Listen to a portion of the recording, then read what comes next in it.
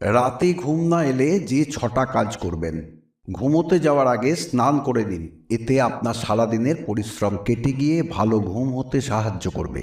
একটু বেশি সময় নিয়ে হাঁটাহাঁটি করলে দুশ্চিন্তা দূর হয় এবং ভালো ঘুম হয়। কাল কি কি কাজ করবেন সেটা একটা কাগজে লিখে ফেলুন।